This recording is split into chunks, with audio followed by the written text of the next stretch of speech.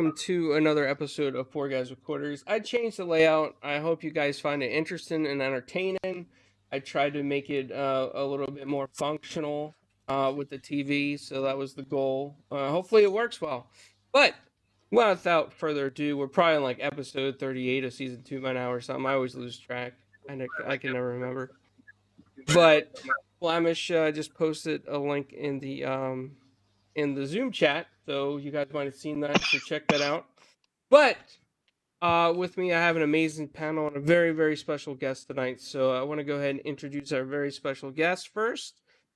What's up, that Mama Rocks? Hello. How are you doing? you? Pretty good. How about you? I'm all right.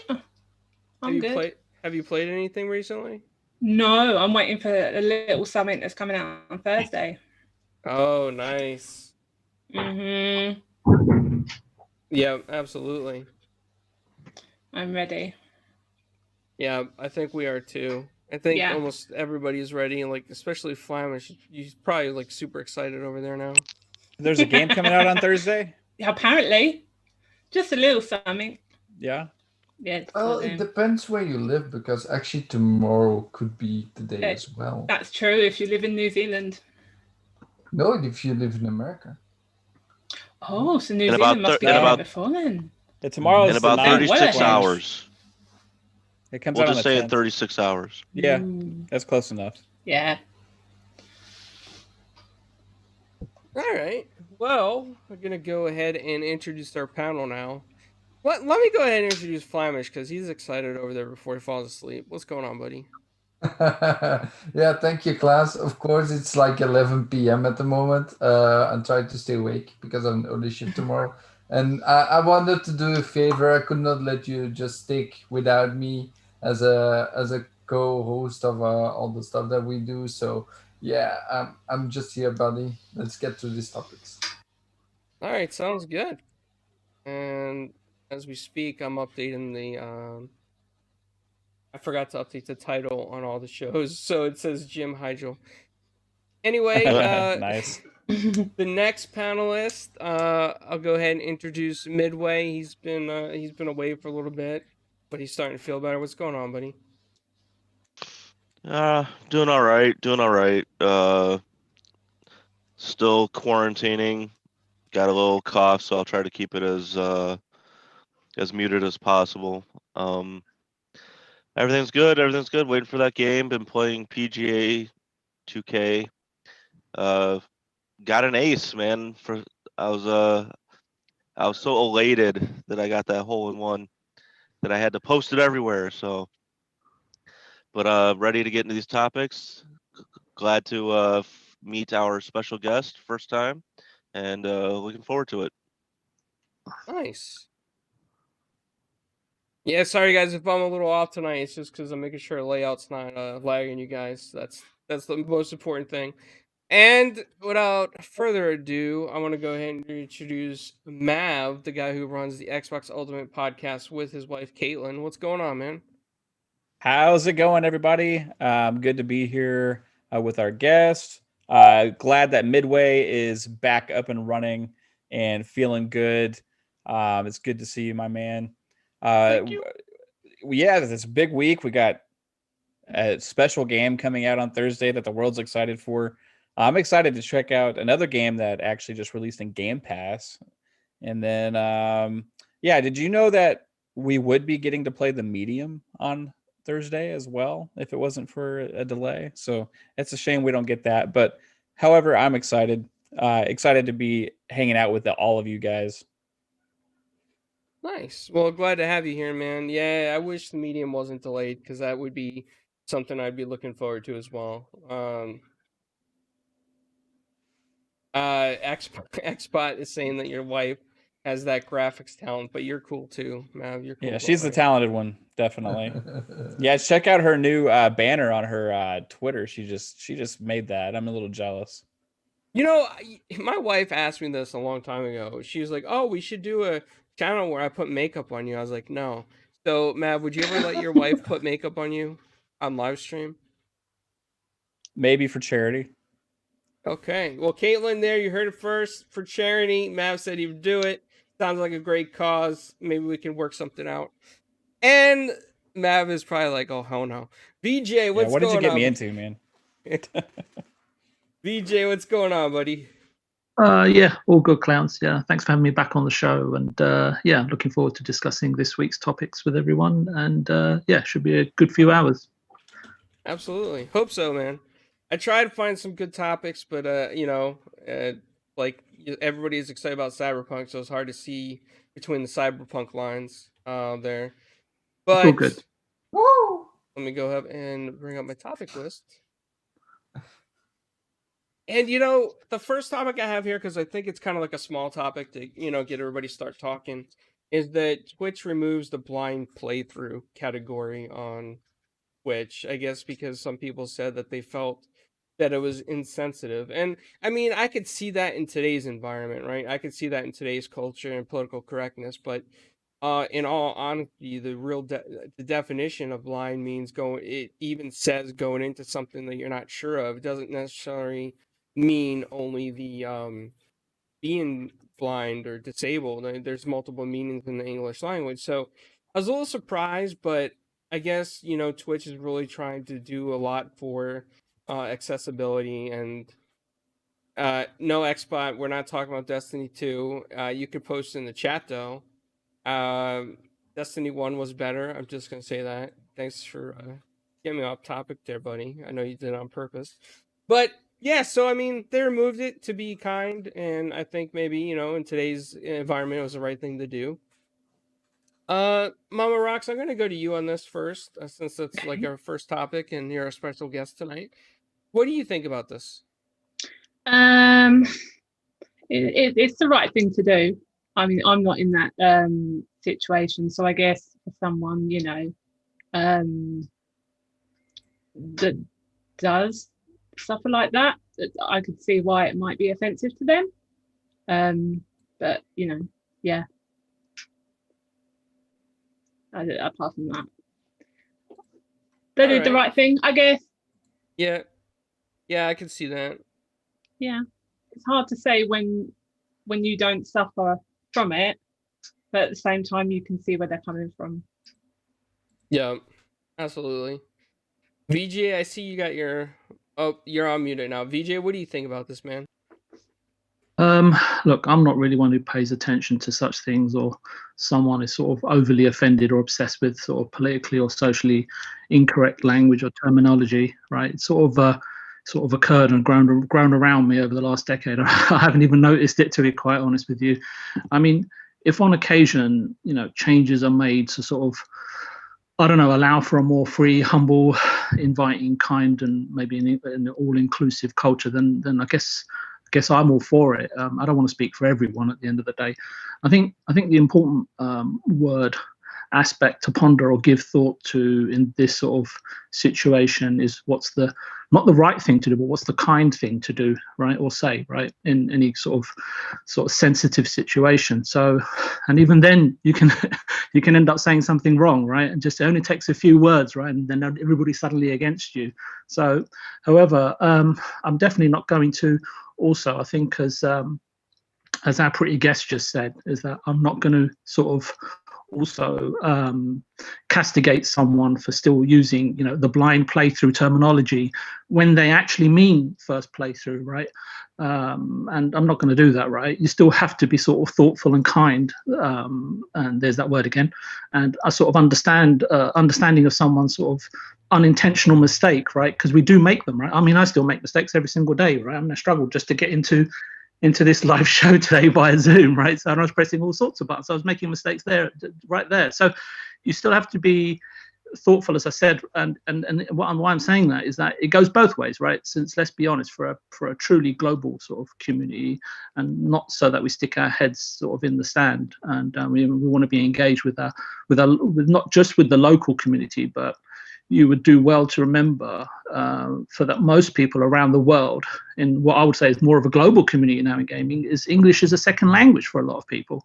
So why I'm saying this, and why should we sort of be tolerant, thoughtful, and sort of not always so reactive if someone makes a mistake? Because at the end of the day, when someone says something, and I'm on a lot of podcasts, and it took me a little time to sort of understand, where everybody's coming from, because everyone uses a different tone when they're speaking and so on and so forth, intent and vibration of someone's words, especially the ones that they employ or they've lived or grown up with, by the individual addressing me or another person or group of people, and sometimes it's very hard to convey intent even via tweets, right? I still have people sort of kind of misunderstand each other and even myself. So for me, it's always good to speak, right? And so that's why I always sort of, now I don't sort of promote myself via Twitter or anything. Now I just say, hey, look, if you want to talk, or you have anything you want to question me on in terms of if you agreed or disagreed with me in something that I've said on the podcast, just come onto one of these community gaming nights, right, where everyone's pretty relaxed and pretty normal, right? And then you really get to understand and know another person. At the end of the day, what I will also say is that everybody has the right to express themselves. Many use profanity on YouTube still, right, on some of the podcasts that I have to listen to, or even some of the shows that I'm on, like the F word. And I also hear the N word on certain channels, even derogatory banter or witticism sometimes towards or in regards to women on Twitter and social media in general. And I'm quite old, right? I'm not young like you guys, right? So I've grown up in sort of across generations and decades and countries, right? And for that matter. So, but those sort of remarks, as I've just mentioned, are sometimes defended or portrayed or as being delivered and spoken on in jest. Oh, I didn't mean anything by it. It was a joke, right? But so something sort of, just by saying that, actually, it just occurred to me. At the end of the day, our minds are what make us look stupid and foolish on occasion, when we don't truly observe ourselves before speaking, right? We're very, very reactive these days, I would say, right? I don't know, is that a smile, Clowns? I can't quite tell. It's your beard's in the way. No, yeah, So, Shane says all the stuff on the TV, good job, it's not OLED. And I was going to say, yeah, I don't think, it wouldn't look good on OLED anyway, I don't think, unless you had adapters. I'm just going to wrap up my point here. I think for me, it's not about what we think about the language or anything else. It's about how we think about a situation and proceed to sort of offer a graceful remark or a kind comment, right? I'm not someone who's sort of invested time to study, the correct place and time or nuances of language, right? So I could be completely off base here, right? And I'm happy to be humbled in front of, any facts that are laid out before me, or, hey, Vijay, this is the right way to do it, and that's fine, right? So therefore, I would also like to express that I don't have any quarrel or argument or contempt, and, nor do I wish to sort of change any individual's opinion if they think differently, right? And I think if you go with that mindset, you'll have a lot more comfort, joy, and pleasure, right, in meeting people and understanding them. And even if you do use the wrong vocabulary, you always have to look at the intent. And that's all really I've got to say on the topic. Hello? Okay, fair enough. I just read Flamish's comment, and it does not reassure me of anything. So I will send him to Midway's house later. Midway, what do you think about this? You got. You're at a loss for words, huh? How can you let him go after that comment? Come on, Klaus. You gotta. There's context to everything, right? I mean, don't get me wrong. I bet you there's got to be in our new small world of social media that there are people ignorant enough to think that blind people are actually playing these games. I wouldn't even be surprised. But with that being said, there's context to everything that you say. I mean, I guess you'll never see an action movie ever say, video's out, gotta land this thing blind. You can't do that anymore, I guess, because it will offend somebody that really can't see the movie. Like, it kind of baffles me that things are getting taken way too sensitively, for lack of a better word.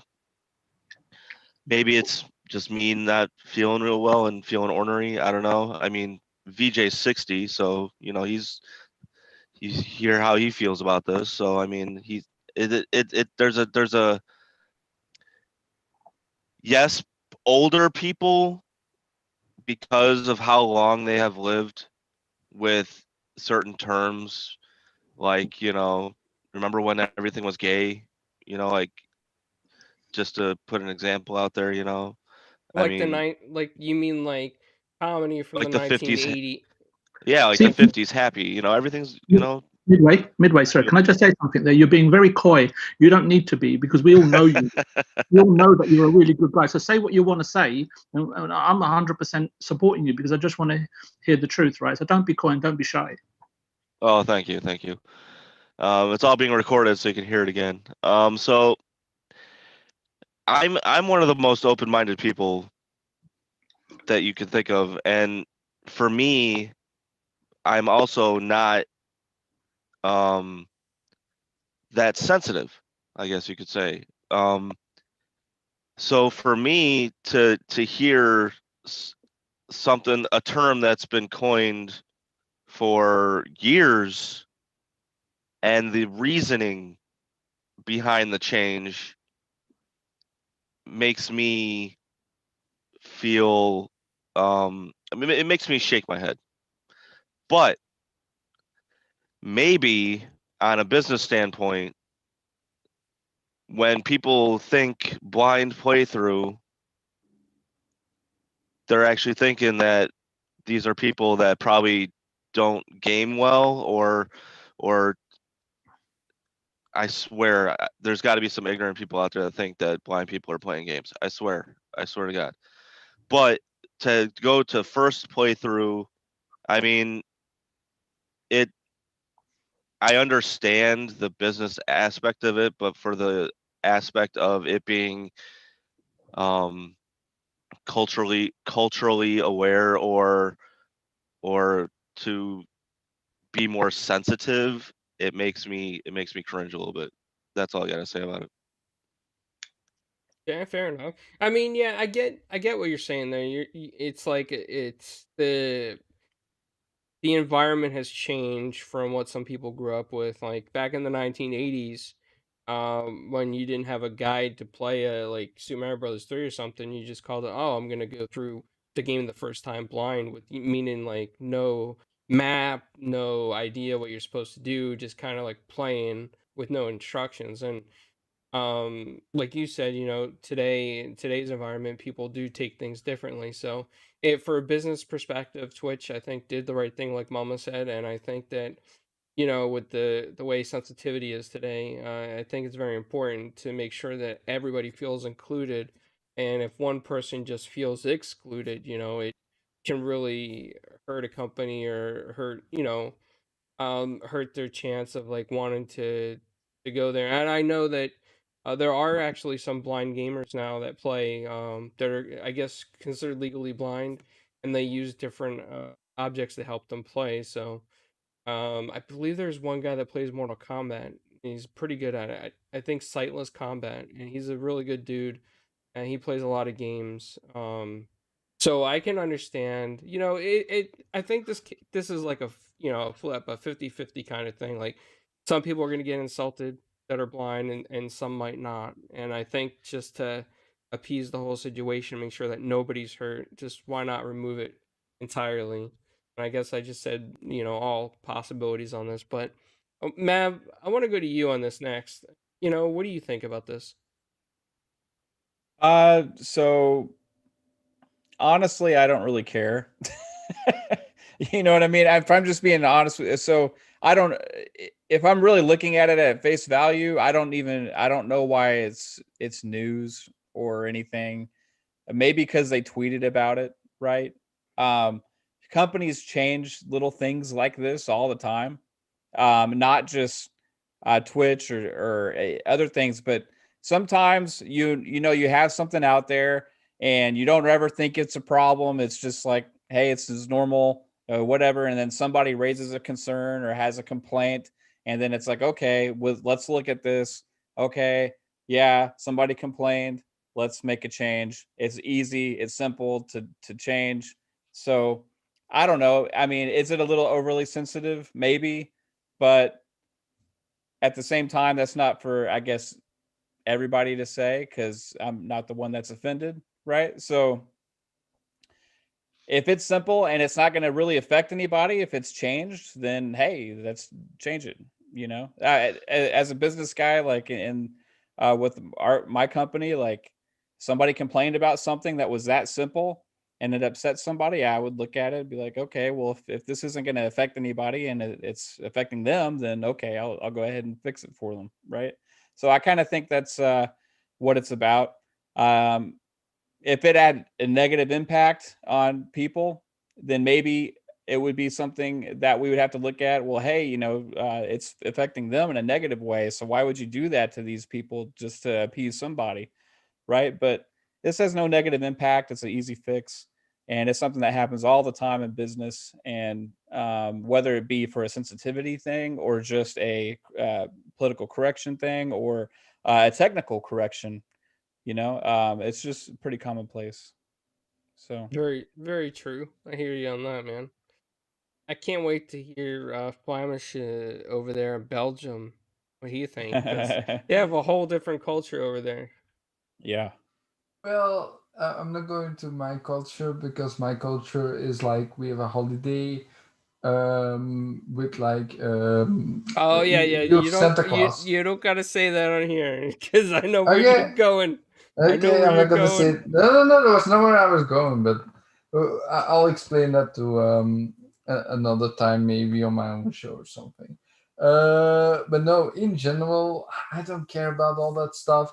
For me, if you're using the word in the right intention without any harm, I don't think it should be looked at as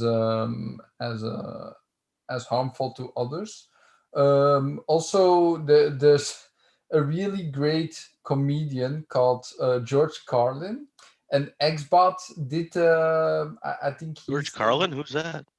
George. Oh, yeah, we've never heard of him here in the States. Huh? Yeah, he's a really famous one in America. That's what I know. Yeah, he has a one of those shows, and he has a video on YouTube called Soft Language, for the title. And he's talking about the people are just sweet talking a lot of words these days and changing a lot of words. I just think it's all well, like I said, for me, it's just like when you use a word in the right intention, it should be used. I don't think it has w- okay, let me just say this. People are getting too butthurt too quickly these days. This wasn't happening back in the day. People just took it what it was. And if you have seen a video, I totally agree what he's saying in general. So yeah, you'll have to watch that video if you want to know what I mean. Just saying.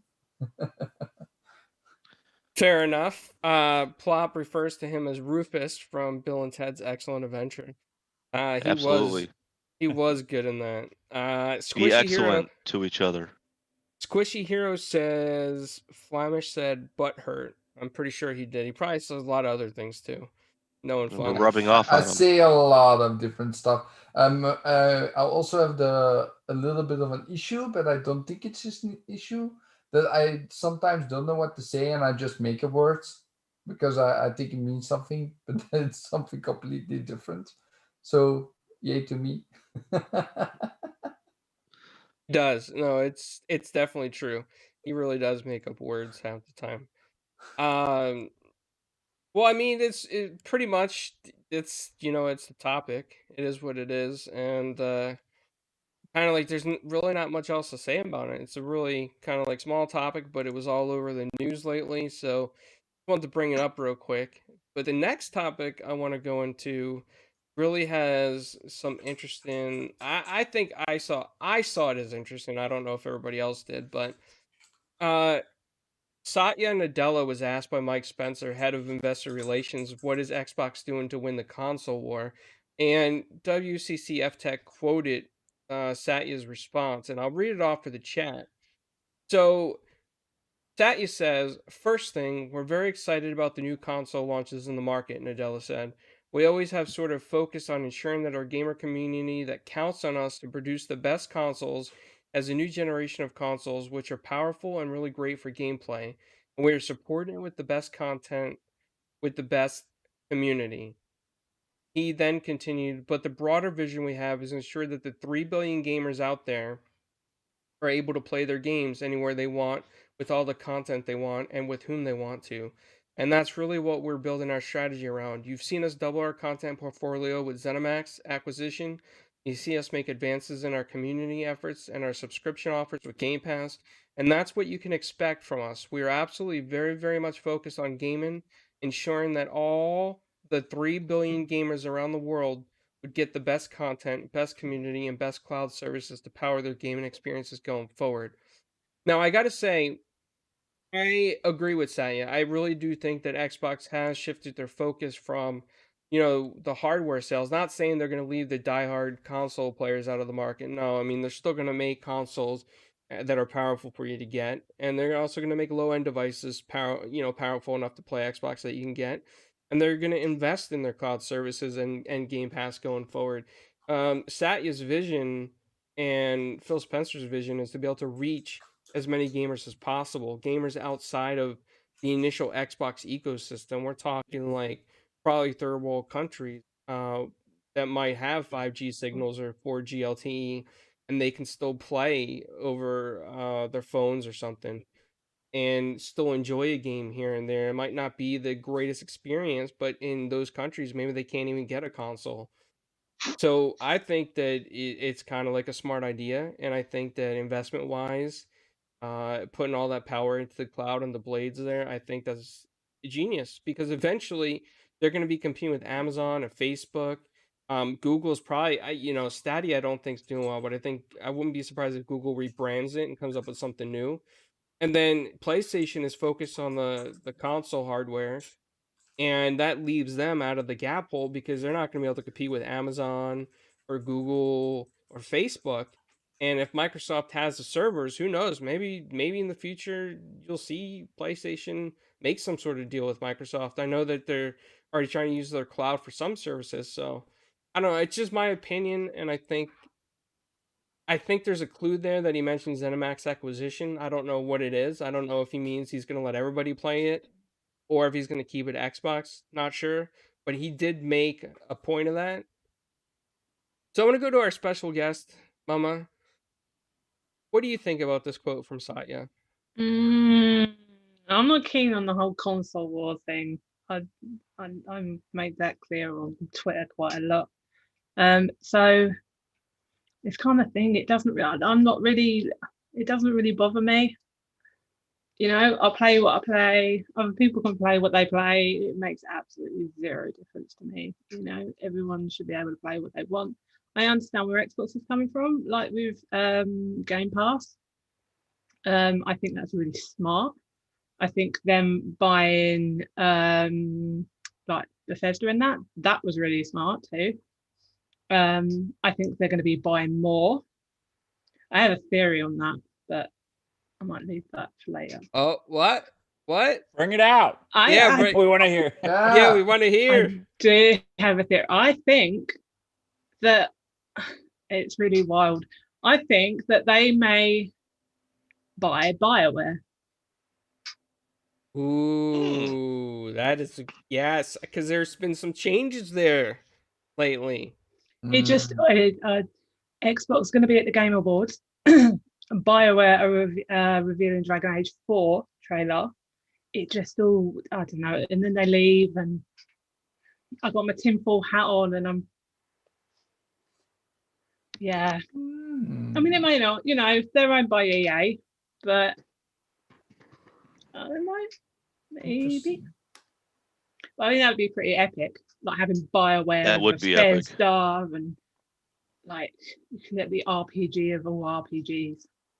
Well, they could do something like get a deal with EA for Bioware games exclusivity, which would go back to Bioware games used to have been exclusive on Xbox back in the original Xbox days, right? Going into also the 360. So that EA is already working with Xbox a lot with EA Play coming to Game Pass. It would make sense. I don't know if they'd sell them outright, but I think we're going to see more interesting deals with Game Pass and franchises. So that would make sense. Yeah. Hmm. Yeah. That was Interesting. my little take on it. We will keep that receipt. Now I'm speculating too because that's a very good point. And I'm thinking Peter Moore used to be over at EA too, and he's still really, he's still really Xbox friendly. So I mean, I'm sure a lot of He's his busy with Manchester United or Manchester listen City or Midway. He's still got connections. Don't forget that. He still has connections. Somebody we on Twitter today said, "Let's stop speculating." I thought that was depressing. Yes. what? Let's always Speculation's speculate. fun. I love Right, to Matt? speculate. Exactly. Yes. Fun speculation. What would video games be without speculation? Exactly. Fun. World of Warcraft. Yeah, but what would we have to talk about? Only retro stuff, right? Only the past. Let's talk about the future. Right. What did Flemish? Are you okay, buddy? Did you pass out on us? Gone to sleep. Yeah, he probably did fall asleep. Got So now- sniped. Yeah, he did. He did. I'm here. I just There have you go. to put myself a little bit more in the limelight, have to be Flemish, always changing stuff. So Yes, I see now you're showing off your tattoo a little bit more. Yeah, he took oh off yeah, sleep my just on tattoo. purpose. Yeah, see. Yeah, he did. It's my golden goose, my dragon. Isn't it? Yes. Fair. I'll show you my tattoos, Flemish. Yeah, no, he'd be jealous. Yeah. He'll be jealous. We don't want to see your dragon tattoo, man. Yeah. So. I do have a dragon. Do you? Uh-oh. So does Flemish. Yeah, This might be going to like the after show. Well, I don't want it to keep up till like 2 a.m. I need to still sleep a little. All right, next topic. Keep it rolling. Oh no, we got to get through the panel here. We didn't ask the rest of the panel. So, Flemish, I'll go to you. What do you think about this? Well, I got a little bit sidetracked with what Mama was saying, so I need to. What was the question? Hey, are you playing World of Warcraft? Turn it off track, like. Yeah, you took me a little bit off track. My Here, bad. here, I'll do my 2 cents while Flemish reads the topic. Maybe you can piggyback off what I'm saying. I'm really happy that Satya, people. I hate it when people speculate that Microsoft is trying to get out of the consoles. I feel like it's too premature, and I feel it brings some sort of what's the acronym FUD, fear, uncertainty, and doubt. And I feel like console is just another medium for their goal. They're trying to reach a certain amount of gamers, and I don't think they want to take away 50 million gamers just so they don't have to construct a console anymore. And obviously they're also using that console as a way to stream away from your home. So I mean, I've even tried the xCloud a little bit. It was actually kind of exciting to see that kind of come together. I was like about a half hour away from my house, and I was bored, and I put my phone on, and boom. So I mean, it was pretty fun. It was actually exciting, and for me being a Super Nintendo guy growing up all the way through, it's kind of a fun and exciting development into what gaming is. So yeah, that's my take. I'll do a Sounds VJ reasonable. end on that one. Wait, VJN. You got some I stats we said don't know I said about? I'll do a VJ ending on that one. I'll just stop. Speaking of VJ, what do you think about this, man?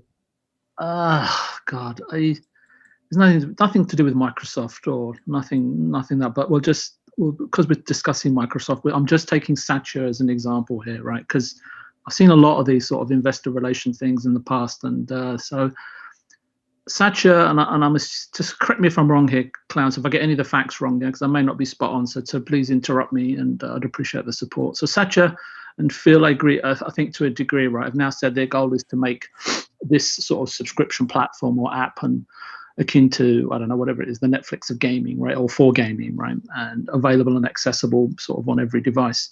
So for me, Phil and Satya have also said, like, and this is not the first time, right, it's sort of been a narrative for the past several months, maybe, as far as back as I can remember, definitely when I started podcasting back in July, that they are sort of targeting sort of 3 billion mobile device owners that, in their opinion, engage with games as a form of entertainment, right, by mobile devices and so on and so forth. Okay, fine, fair enough.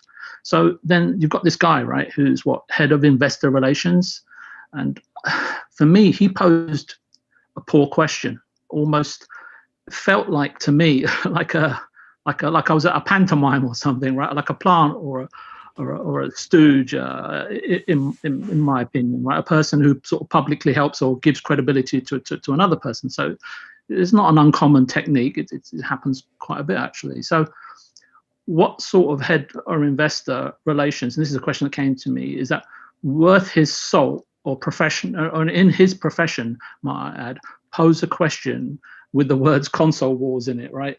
I'm sure there's many other smarter ways to sort of place that question out there, right, without using such basic language. So so then I'm thinking, am I stupid, or are we that stupid or dumbed down as sort of like as the dominant species on this planet to sort of believe the integrity of such an inept question? A better one, a more, an honest, more seeking question could have been, you currently have 15 million Game Pass subscribers that you've sort of come out and said that you have.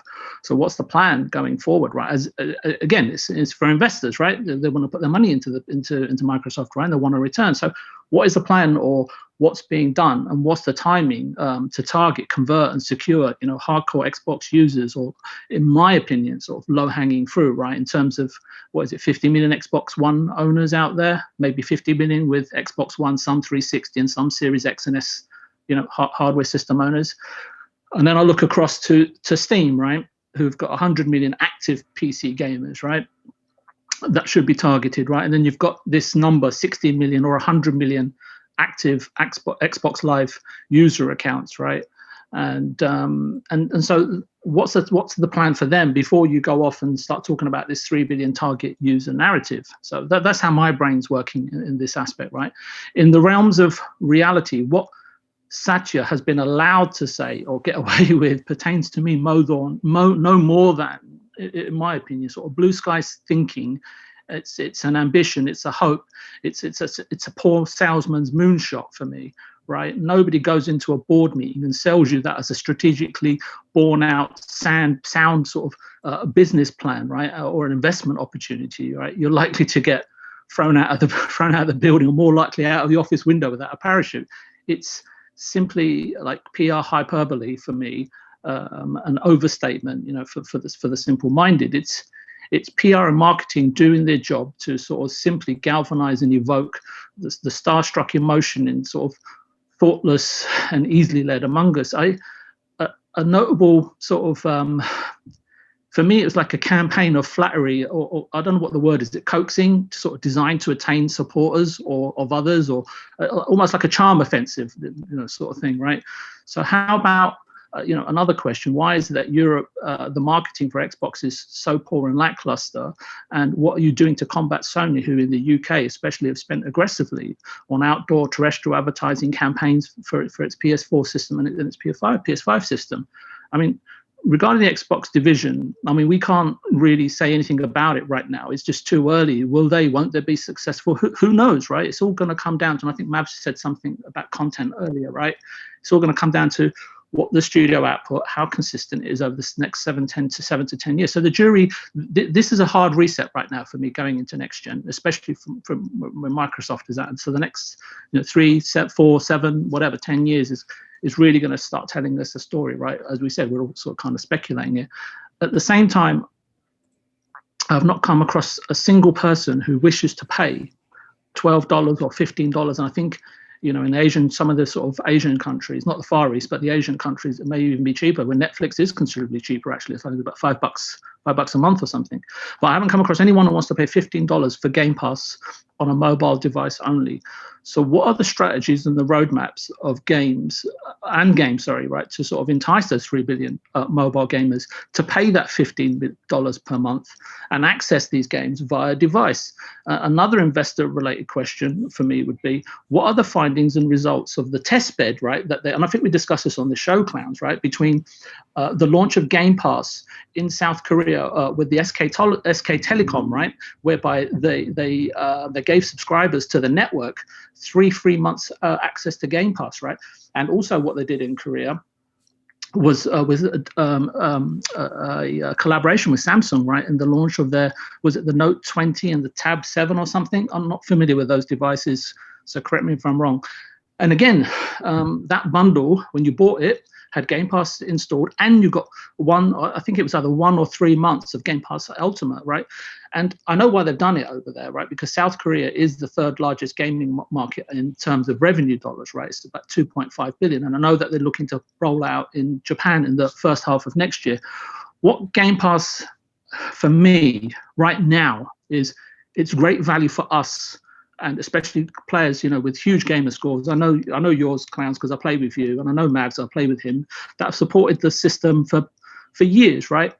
And for me, at least, it's a nod of appreciation, right? So, and right now, it's a first initial step for me, at least, as a brand and as a form of entertainment awareness initiative, by getting this installed into all sorts of mobile devices, right?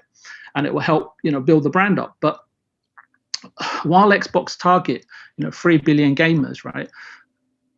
We gamers, right, that have probably invested somewhere, you know, if not in the hundreds, if not thousands of dollars, right, into Xbox with the Series X and so on and so forth, with no free Game Pass included, right, in our Series X or S purchases, we're sitting here asking the same old question. It's not just on this podcast, because I hear it on all of the podcasts, right? Show us the games so we can breathe a sigh of relief at the very least. Just show us what the roadmap kind of looks like, right? So we can sort of take away something and have heart in it, right? And I mean, that's why, you know, and I think I talked about this on Boom Show last Thursday. Really, everyone's really looking forward to December the 10th with bated breath, right? In terms of, can Microsoft repeat the trick of the Game Awards show, which really 2019's Game Awards show is synonymous with the announcement, right, of the Series X machine. I'm wrapping up my point here, just in case you're worried. The problem for me with human behavior, and it kind of dovetails back into the first topic, right, is that on many levels we sadly think wishfully and cultively, if not secularly. So we often seek out a messianic figure, right, in whatever walk of life or lead or support or fandom or whatever, whether it's music, games, or whatever, right? However, how long, for me, actually it takes, I was going to say something about England, but probably not important right now.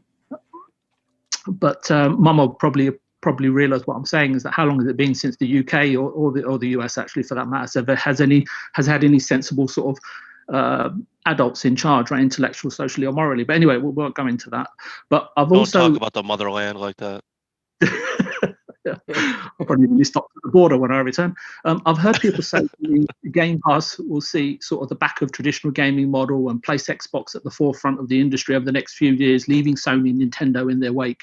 It's a genius move, and that it will cause a paradigm shift that we've never ever seen in the video games industry before. Now, you may be absolutely right. I've got no proof to say it won't be.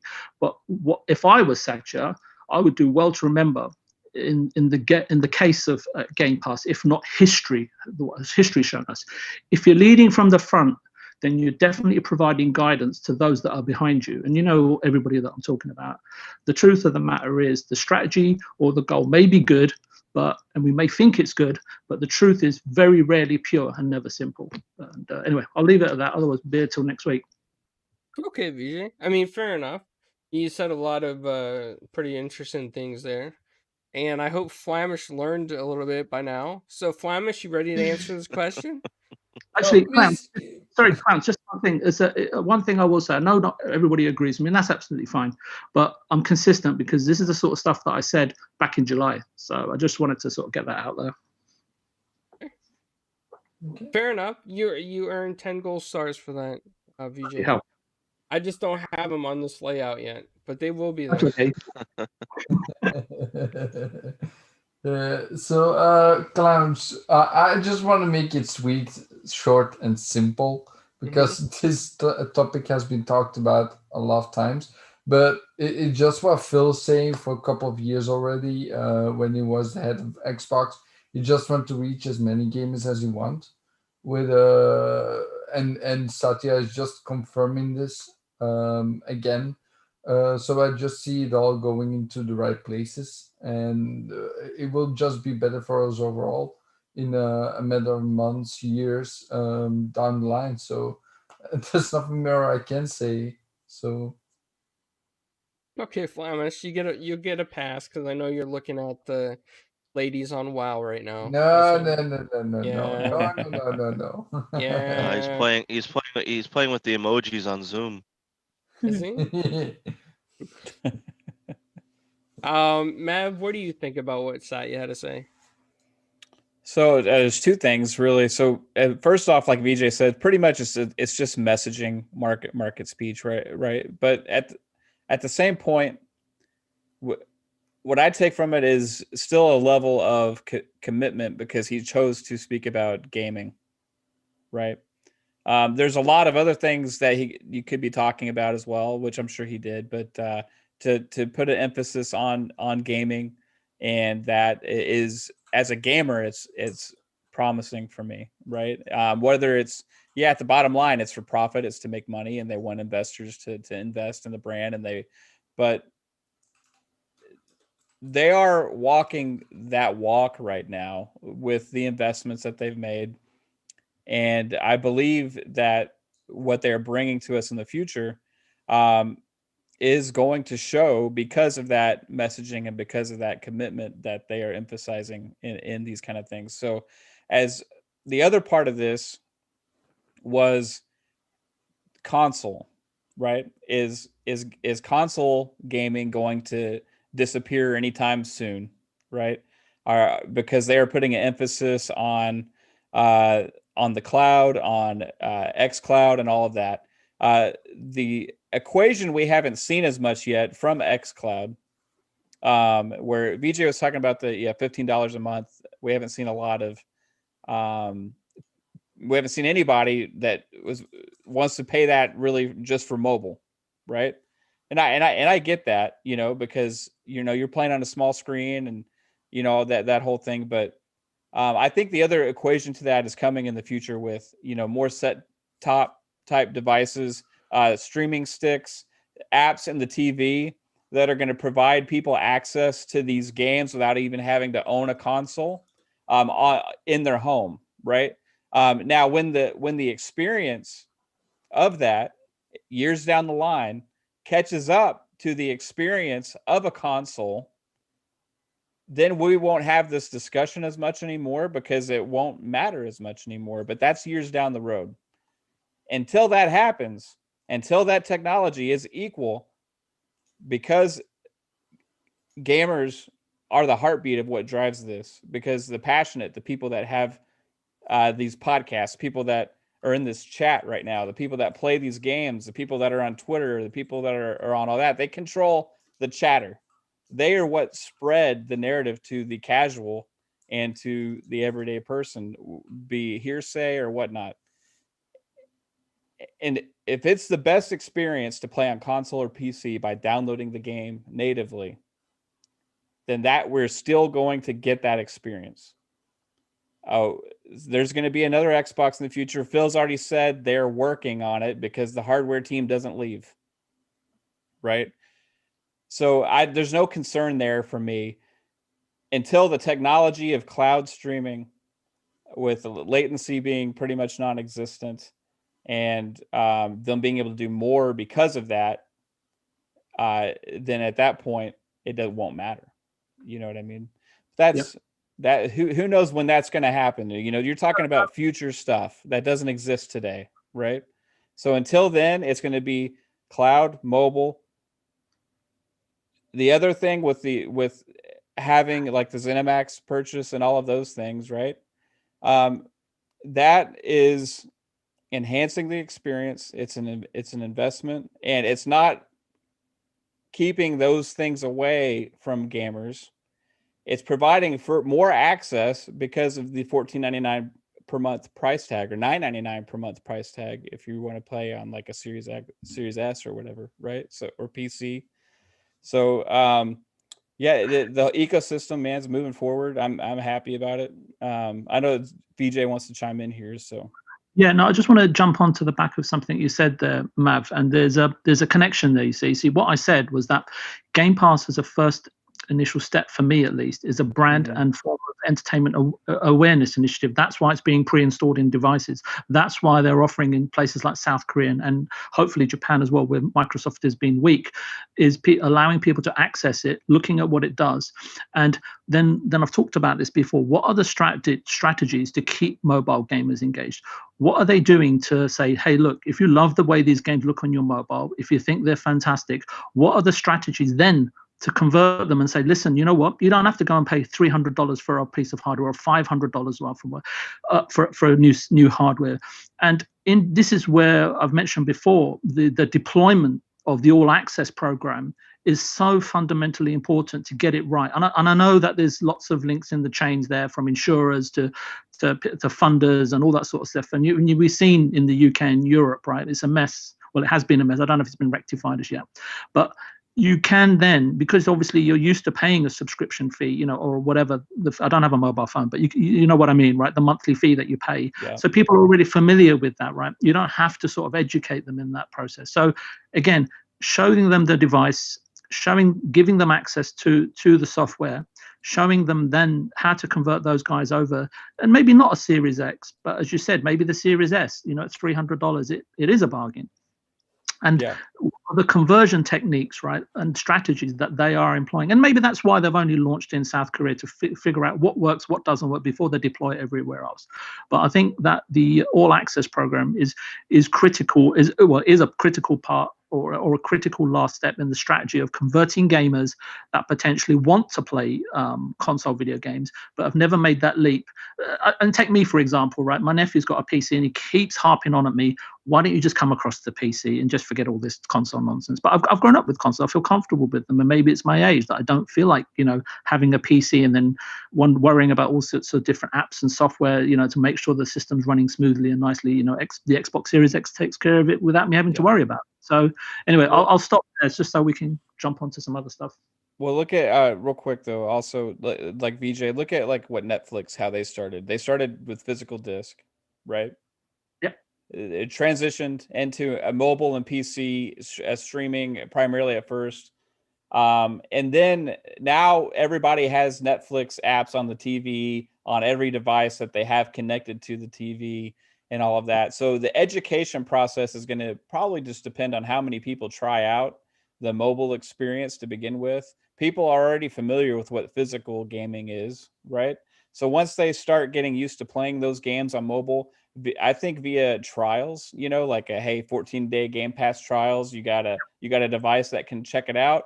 You're going to dive in and at least play it for those 14 days and whatnot, and no matter what country you're from. And then from there, hopefully grow. Now, I think it's going to grow more when those TVs have the apps pre-installed more, when the set-top box devices and the streaming sticks and all that kind of stuff have the app in there more, because people want to play those games on TV. They don't want to play them on their little devices in the house. But we'll see what happens, man.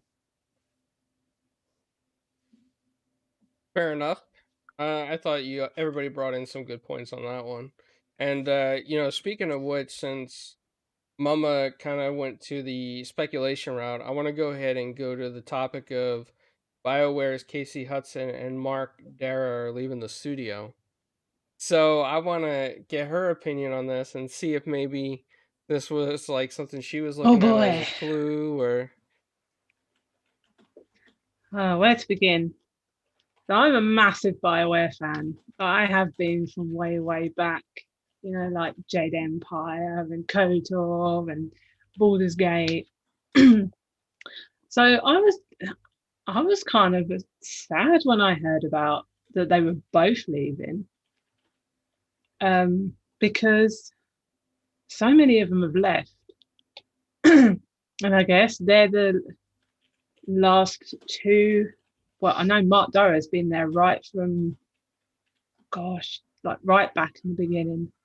So to lose him from Dragon Age as well, and I love Dragon Age. Like Dragon Age is probably my favorite game series. To lose him, I don't know. I feel very unsure about it now. And then Casey Hudson, he hasn't even been back that long, because he was there before and then he left, and Aaron Flynn came in, and then Aaron Flynn left, and about 2.5 years ago, Casey came back. Leaving again. I don't think it adds up. I think something's going on, but I don't know what. Supposedly they retired is what it said, which is weird that they both retired at the same time. Like two big, and I mean, it's not just like it was two people that have been there for 5 years. Like these are big people in Bioware. Yeah. Hey, bud, you want to retire together? Okay.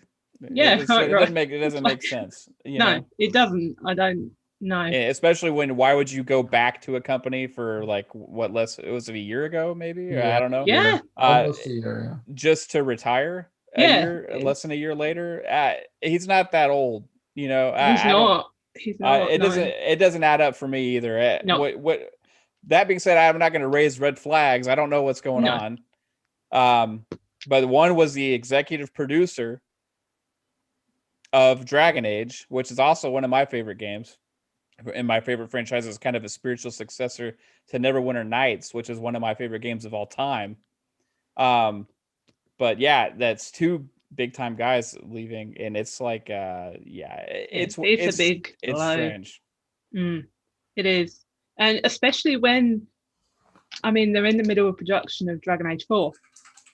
Yeah, that's going to be shown on the 10th. Like, you know, it doesn't make sense. Yeah. Yeah. You want? Yeah. Go ahead, sorry. BJ. Yeah. No, it's not. Sorry. I'm sorry. I do apologize. I always wait for you to ask me the question. It's just rude otherwise. Sorry. Go ahead. No, it's okay. Jump on in. So proper. Look, I only know. Maybe I speak for many people here. Every time I mention this trilogy, everybody pipes up. So I only know how much I enjoyed and respected the original Mass Effect trilogy, and I'm always grateful and thankful if indeed these two, because I'm not as familiar as the lady on the show. If these two gentlemen were anyway involved in the inception and creation and delivery of the first 3 Mass Effects, or if indeed they were the vision holders, right, of the franchise. I've mentioned previously how EA sucked the life out of creatives. Not literally. It's very subtle, and it's very systematic, and it's over a period of time, where there's somewhat erroneous production methods and methodical, I would say, sort of inbred process of creating a game with rigorously calculated times, scheduled, right, sort of thing, for all aspects of the development process. They don't understand, or their producers are not fostered in a way so that they understand the concept of playing gracefully with ideas. Instead, EA blunt and dull the joy and fulfillment of it could be these two guys, whatever positions they were holding, general manager or executive producer. I'm not sure, so you'll have to fill in those gaps for me. A creator, whether it's a director, a designer, or a coder, right? And they all seek fulfillment and creative joy when they go to work at companies like that in the games industry. It shouldn't be a grim piece of work or an earnest endeavor, right, for a developer to create a game. That time sort of, is then calculated, for them, to be able to do their work with the accuracy of a proverbial Swiss watchmaker, if you want to go that far. Very few games from EA. Let's just focus on those guys, right? Or actually, let's just talk about it in general. Very few games reach the peak or apex or summit or genius creativity that we all yearn for as gamers, right? And it's just as fun speculation, I think, that Mav was saying at the beginning, right? Of this topic, that immediately his mind went to what did it go to? Does anyone remember? It went to Dragon Age being shown, or possibly being shown, or Ruben to be shown, or he may be in the know, right? Being shown at the Game Awards, right? On Thursday. Yeah, they announced they've it confirmed actually on it. Twitter. Yeah. Okay. Sorry, I'm thank you for doing that, because I'm not as up on latest news like you guys are. I only have one brain cell, and I normally share that with my wife, but she's letting me So I go back again, in terms of games reaching, the peak and apex, or summit of genius creativity. How many have arrived from EA and Activision, and sort of like the last several years? Besides, I don't know how you categorize a Call of Duty. It's kind of a phenomenon, right? Whether it's good or bad, it still sells. So, but you kind of get the gist of the point that I'm trying to make. Ever since. And maybe this before your guys' times, but ever since EA acquired Bullfrog back in the mid-90s, which is now a prime example that I use, right, of a small creative studio, which EA did continue to provide a brand or form of creativity, but it wasn't the same sort of way that they actually engineered and developed content prior to those EA coming in. But it was EA's cheaper, more cost-effective or budget brand of cultivating creativity and fostering talent, right? I'm sorry, I can only think of the Pound Shop back in England, but I can't think of a US equivalent. So someone have to chime in. But I don't know exactly what's happened at or between Bioware and EA, and perhaps these gents just wanted out of a AAA studio environment and are going on to make indie games or have other callings or pursuits in life. But I watched a video last night, and I don't know if you don't mind, clowns. I'd like to put it into the chat if that's possible. It was a YouTube video by our friend Slow Mo Backslap, who basically I don't want to spoil it or anything, but he said that, hey, look, when people have left Bioware before, there's always been a replacement on that day. This is the first time that he can recall that people have left and EA have turned around and said, we're speaking to good people, which to me, and I think he echoed, well, he says it and I echo what he says, is that just says, hey, look, you know what, we're trying to figure things out behind the scenes, because this has just happened, right, off the cuff, right? That's how he reads it, and that's how I kind of had to, based on what I know of EA, I would lean towards that than any other hypothesis, right? So I don't know if that's okay, Clarence, to link in it after I finish speaking, but it's a very, very, it's only a short video, 9 minutes or so. But as for EA, they are driving their own train to whatever that destination is. I have no idea. Talented people will get on or off, and even get back on again, like Casey did, right? I think Mama mentioned, and a later point during the life cycle of EA's Railway Track, right?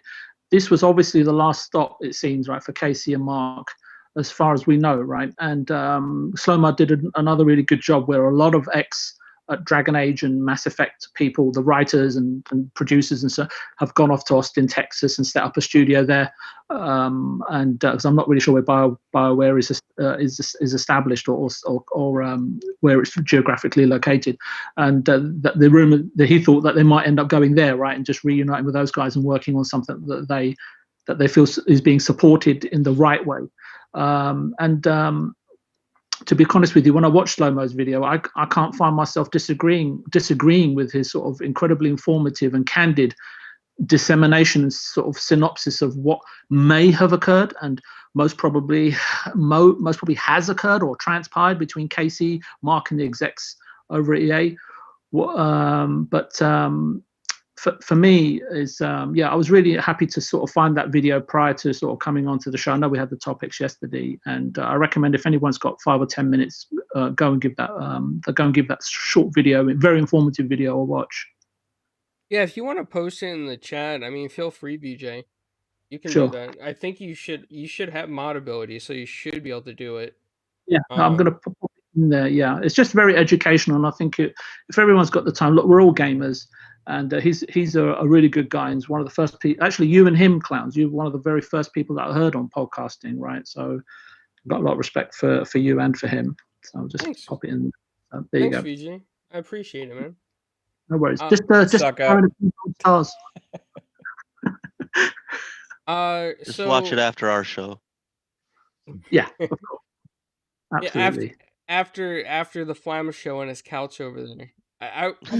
Anybody want to take bets if he's gonna fall asleep on the podcast? I do. Because he's about an hour I ahead thought of he me. was asleep. I'm- He just woke up when you called him out. Did he? No, wasn't. You see how quickly he jerked his head up off that pillow? Yeah. I'm not Head's back, asleep. mouth's I'm open. What, Mom? Well, it is over midnight here, guys. Where's your candy, Flamish? You got your large candy bowl. I Where'd got it my go? little baggie at the moment with wine Baggie. gums. My little Wow. cute baggie with You're, wine you're gums. buying that from some guy in a back alley, it sounds like.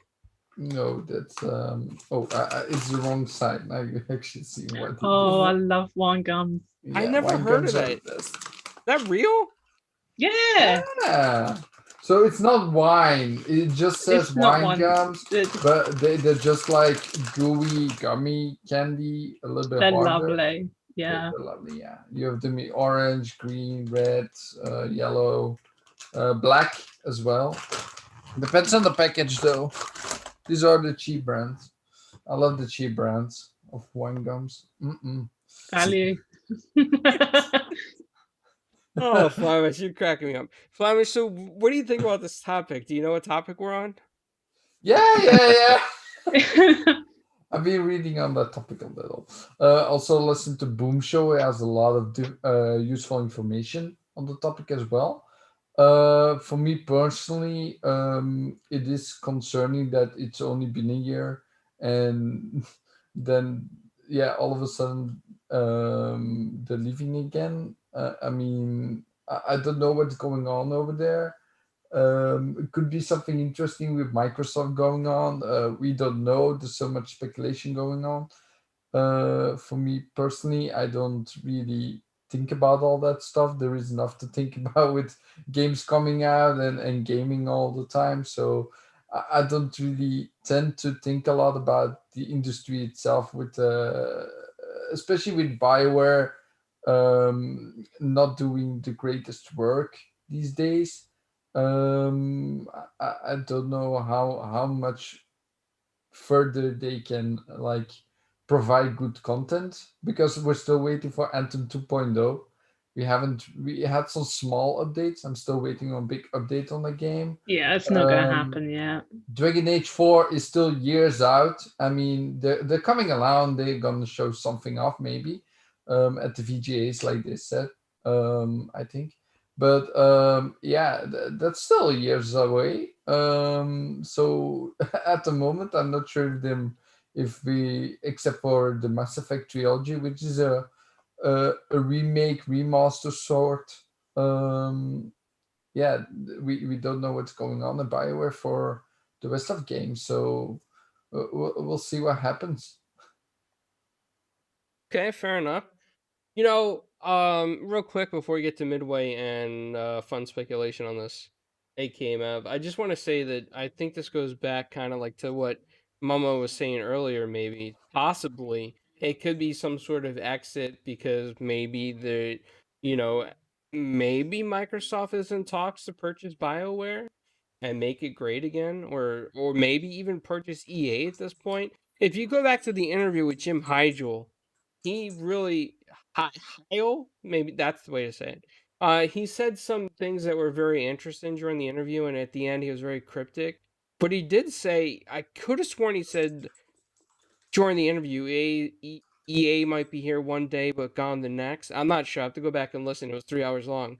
But I'm almost sure maybe there's a clue in there. I don't know. But now that I'm thinking about it, I think there might be. I think Momo might be onto something here with this one. Midway, what do you think about this? It's all a little interesting. I mean, you gotta, again, we don't know all the details. I mean, was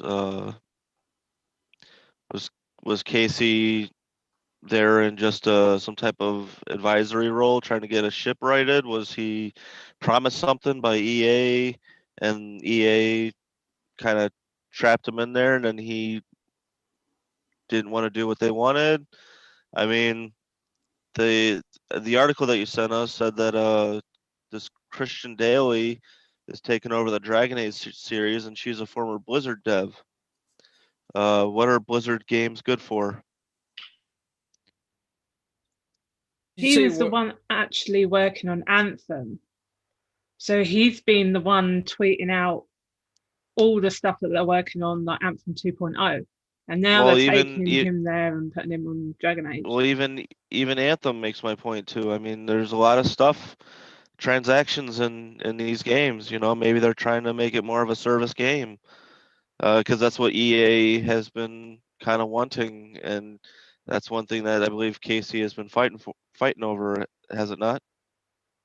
Yes, I believe so. Yeah. So I mean, there's something probably going on with that. I mean, yeah. It's all, you know, obviously time will tell. It's all very, very cryptic and behind the scenes, and you know, until we hear something from Casey or Mark, which we'll probably never hear anything from them, we'll just have to wait and see. Yeah, I do want to say one thing, because I don't trust EA at all. Just the track record of with studios breaking up, what they did before, and if Bioware can't succeed in what EA wants them to do, I don't know how long Bioware will stay Bioware. Well, that's another thing too. I mean, Bioware, I think, has been given the shaft a couple times with EA. EA's just been kind of like forcing them to release stuff, and stuff that's wasn't ready, and I believe there was that one story with Anthem that they didn't realize they were going to show it until the premiere of was it E3, I believe it was? E3, yeah. Yeah, that was E3. Yeah. Yeah, and the thing was, the game was created like, and that's what on Boom Show was talked about. It was created in 5 months. What Anthem was, Right, released. and there was that thing about them. Well, are they going to fly? Are they not going to fly? They were going back and forth with that for a while. I mean, it was a crazy time, and I think BioWare has gotten the short end of the stick multiple times, and it's really not fair. So I really hope that that something does happen where, if I hope Mama Rox's theory on BioWare is true, because I think they would definitely get a helping hand, and definitely time. I mean, that's all they probably want, more time than anything. Yeah. Just give them that time, and they can produce something that can be very, very good. What's a PP dance? Clowns is over there typing away Clowns? right now. Yeah, sorry, man. Sorry. I was trying to multitask, so you guys caught me that time. Damn. You guys are good. So Mav, you think this is a sign of anything to come, or you think this is just like, you know, industry moving along, doing their thing, and people just come and go? So the fact that it's two at the same time leads me to think there's more to this in one way or another. You don't just have, hey, people move on. You know, it happens when it's two highly prominent people in the same studio at the same time, right? That just doesn't happen usually, right? So over the last several years, the doctors left, right? And that was they were the founders, right? They were the guys that drove the creation of all of these great franchises that we know and love from BioWare. Once they left, BioWare has become a little bit of a shell of itself. They managed to get Dragon Age Inquisition, which is an amazing game, done in that. But since then, it's been a little dicey there, right? Now we have Casey Hudson, where everybody's like, hey, that's cool. Casey Hudson's back at Bioware. It's great news, right? It made the news when that Yeah. happened. And now it's less than a year later, and he's gone on the same day that a guy that's been at Bioware since the 90s. He's been one of the big guys there for a long time. We don't hear his name as much, but he was the executive producer of Dragon Age, so that's kind of a big deal, you know. Now, if it was just one, and I would say, okay, it's, you know, like I said with, you know, the Everwild guy at Rare, you know, he was old, it seems like he's probably an older guy. He just kind of left or whatever, and then, you know, we had the situation at 343, you know, and stuff like that. But this is two at the same time, so there's something to this. Mm-hmm. Now, what is that? What is the something? It would be like Midway said, we could hope that it is something like that. Like it's something to do with like an acquisition from Microsoft or something, maybe from another company even that. But if it's what we fear, like Midway also said, where they're trying to force this into all of their games to fit this role of, hey, buy everything separately and also pay for the game, which is kind of what their MO's been. It's not just, hey, here's a free-to-play game and here's some like cool cosmetics you can buy. It's here buy the game that is focused on buying things, right? And that's kind of what they've done. And if that's the model that they're pushing with a lot of their games, and they're forcing this with some of these guys' beloved franchises and creations, I could see it could potentially cause a problem and a conflict there that make them want to leave. So hopefully it's the latter, where it is something to do with Microsoft. Now, if Microsoft were to purchase BioWare, that would be interesting that EA would be willing to give them up in the first place. I think it would be more in line of some kind of a deal in place. However, I don't know if you can buy BioWare and not get all those IPs that they created, because BioWare is a shell of itself, what it used to be. And what's most valuable from BioWare is all of those IPs.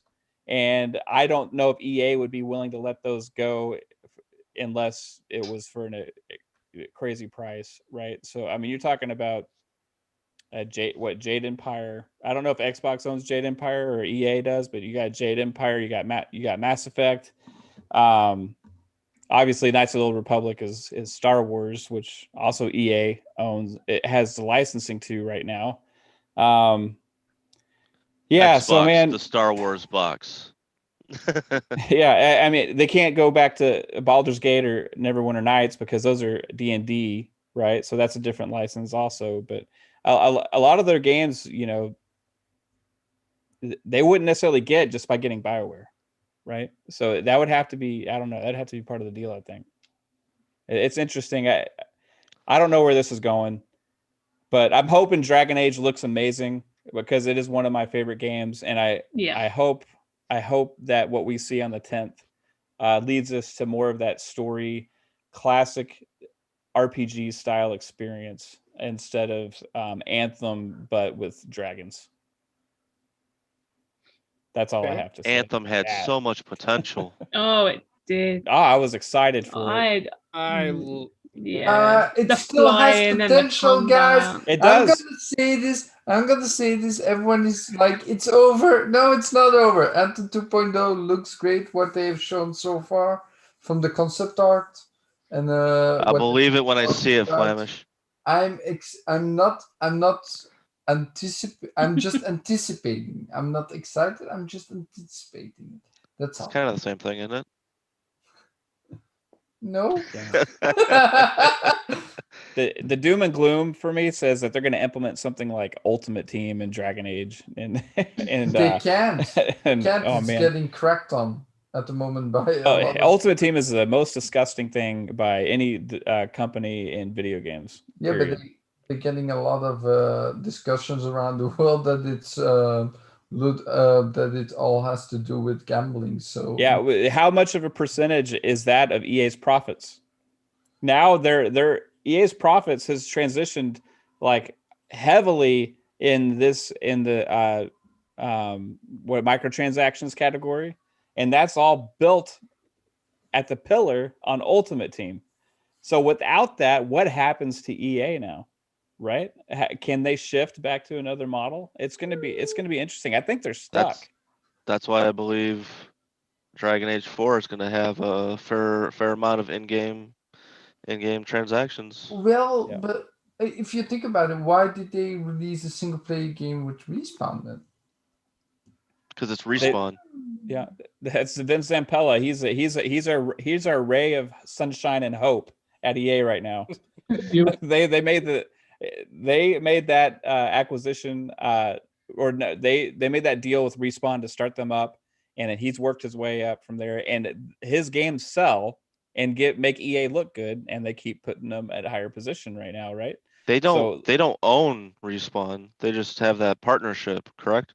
Well, no, they own Yeah, Respawn. They don't they? own- No, They no, own Respawn? Okay. Yeah. no, You know- not completely. No, they're still independent, but they have a sort of a publishing deal with them. No, I think they do own them, Flemish. I think it's kind of like Naughty Dog, right? I think like Sony owns Naughty Dog, but Sony says, "Hey, you know, make great games and we won't bother you," kind of thing. Well, Vincent Pella has been like promoted as a higher up at EA now, so he's over like more studios than just Respawn now.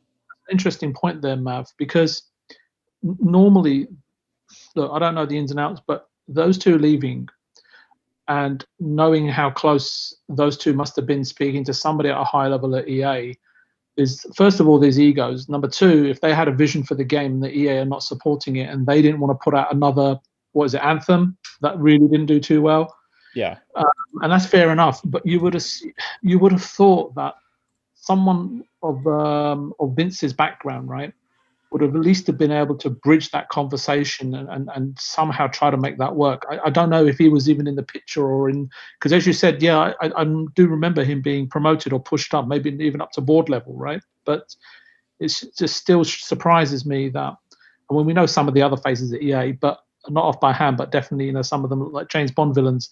But anyway, besides that, you've got Vince there, and I'm still surprised that they left, that they weren't able to bridge or come to some sort of agreement, right, to maintain their services. Because if there's one thing that's really important in game development, once the game is conceived and well conceived, right, there's nothing you can do about an ill-conceived project. It's continuity.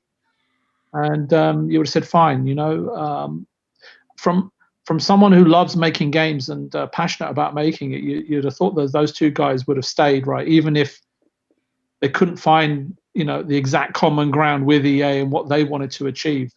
And but then again, it may have been beyond the realms of comfort for them, and that they really felt that, look, if this comes out and it's associated with us, one, we don't want to be associated with it, but more and more so, it's completely sort of rubbishing our conception of what it should or shouldn't be. And now I don't know what game they were working on. Were these two both working on Dragon Age, or were they working on a different project? Mark Dara was in charge of Dragon Age. Casey Hudson was in charge. Well, what was his title? He was just in charge of Bioware. Like, he was a head guy. Right. So he was the vision holder, the communicator, the trustee of the studio that communicated everything back to. Yeah, he was like the big boss. Yeah. Bioware. Yeah. I understand. So he was basically the Shannon Studstill, right, of Santa Monica Studios. That's his position, and that's a critical position to hold. And you see that when you get that position wrong, you have the issues that you have at 343, right, with Chris Lee leaving, and that's the position he held, right. But anyway, sorry, Claus, I don't want to sort of hijack your show with Bioware talk. So okay. yeah, you lead the way, sir. Well, I think Bonnie Ross would be kind of in the same role as Casey Hudson, right? So, whereas Chris Lee would have been more closer to Mark Dara.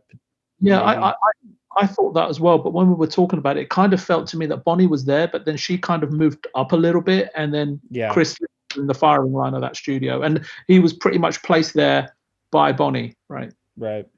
And look, at that corporate level, when you can see things quickly, it's like, I find it, especially in England, and the US is not that different. It's very, very mercenary and very political, right, at that level. So if she saw a bullet coming, you know what the smart person does, right? We'll get on a podcast. Yeah. Put someone else in Hey, front. let's get Casey Hudson and Mark Dara on the podcast next week, and we can Ooh. ask them. You What know, happened? I can ask Jim if he knows them. Maybe he might not say it publicly, but maybe he could help out a little bit. I don't know. That would be awesome. We'll have to get Mama Mama Rocks is like, I'll be there. Just sit him down and be like, so, why did you leave? Yep. And You then know- the show's over. Yeah. Flamish, if you are listening, Yeah, I am. Stephanie in the chat had a challenge for you. If you did a happy dance, Oh. she was gonna donate. I'll do that at the end of the show. No worry. Don't. Well, you're gonna fall. You might fall asleep by the end of the show. No, Are you going to I'm do a not falling sitting down asleep. happy dance, or are you going to do a standing up happy All right, dance? at the end of the show, we're gonna I'm put the gonna do a camera on standing. him, I'm gonna change my camera position. and we are gonna wait until Wait he does his dance. All right, I'll do sounds it good. after my Cyberpunk 2077 stuff. Well, I want to go into this other topic next since we're almost at 7 o'clock, and I don't want to really run into Retro Renegades this time. But 343 shuts down the Battle Royale rumor, according to Game Informer. To be honest with you guys, I'm disappointed about this, Mav. I know that you're a huge Halo fan, but I seriously am disappointed because I think that a Battle Royale in Halo would have brought a lot of popularity to the game. I thought it would have connected the younger generation to Halo more, bring more people in. And it doesn't necessarily have to be the main multiplayer. It could just be like a side thing that they just throw on later, even later. Did he after really launch. shut it down though? Well, I mean, what did he say? There will never be a battle royale in the Halo universe until I hear, until I hear Phil Spencer say that. Then I don't know, man. Because 343 may not be the ones making it, right? I mean, would you take a arena style first person shooter studio that's good at making campaigns and stuff and say, hey, make us a battle royale while they're also making Halo Infinite? That's a lot for them to figure out, so it could be another studio that they either go to or somebody internal that they've already had also helping work on this. I wouldn't say it's dead for sure. Not yet. So you're giving me a little bit of glimpse of hope that there may still be a battle royale coming to Halo Infinite down the line, and it could be a different. Well, maybe not Halo Infinite. It could be another Halo experience, like Call of Duty, for example. Warzone? Call of Duty Warzone has spanned 2 titles now, right? It came out last year with Modern Warfare, and now it's attached to Black Ops Cold War. Activision has multiple developers. Yeah, Activision has multiple developers working on Call of Duty titles, right? 343 is just one horse in the Microsoft stable now. And they also have a history of working with third-party developers to create big franchises for them. They've worked with several third-party companies to create Halo stuff. They've worked with Gearbox before. They've worked with, was it Creative Assembly? Or Certain Affinity. Certain Affinity, I think, is who it was. They've worked with several different studios to bring out content for Halo. It doesn't necessarily have to be what would have been just known as Bungie's game, or it wouldn't have to be just 343's game. There can be other titles come out. For example, part of the whole thing of the rumor of the 10-year experience of Halo Infinite and their plan was 2 spin-off titles. Right, that's what was rumored. Halo Wars 3 maybe, and then who knows, maybe a battle royale game, right? There's a possibility here. I'm not going to say it's the hope is dead. I think it's too good of opportunity, and Microsoft, I don't think they're that stupid just to ignore it, right? We'll see. Okay, interesting point. I mean, Phil, if you are listening to the show, if you're out there listening on Twitter or Twitch or wherever you're listening, if you are listening to this, Phil, please let someone develop a Halo Battle Royale. It doesn't even have to be 343. It could be like one of your other studios. You can even have Delilah Studios do it. They are great. Just have it as an add-in, separate like Warzone, like Mav said, and fill it up with fun. You may disagree with this, Phil, but fun microtransactions. Like I would like my Halo characters to have like interchangeable skins, kind of like Fortnite. Maybe play as Conquer in the middle of a Halo Battle Royale, something really cool like that with crossover skins from different games, different gliders, how you come in. You know, just make it happen, please. I really would love this. And Call of Duty did steal the title Warzone from Halo 5 after all. And maybe this could bring redemption to Halo. And even put Craig the Brute in there as a purchasable skin or launch skin or day one player skin. It will do No, well. come on. It will do well, Phil. Please listen to me. All right, I said my rant. I'm not. Is that a Just sarcastic remember rant? A little too, bit. it's a No. 10-year game, so you never know when they're gonna Well, it could be a possibility. add stuff like that. Yeah. I just hope that I'm really pushing for the separate downloads when it comes to multiplayer, so I don't have to waste the hard drive space. Who said that? Was it Brian Gerard that said it? In the article?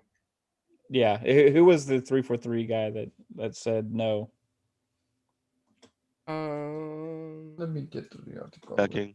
I'm pulling it back up now. Yeah. I know you sent this, but I don't do homework and I don't. Brian Jador. Brian Gerard. Yeah, he's a big up there. I like that guy. I think he's good.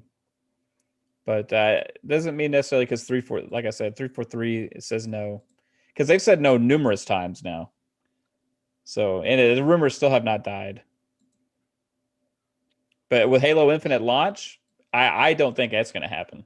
Well, I do want to say there is something special going on.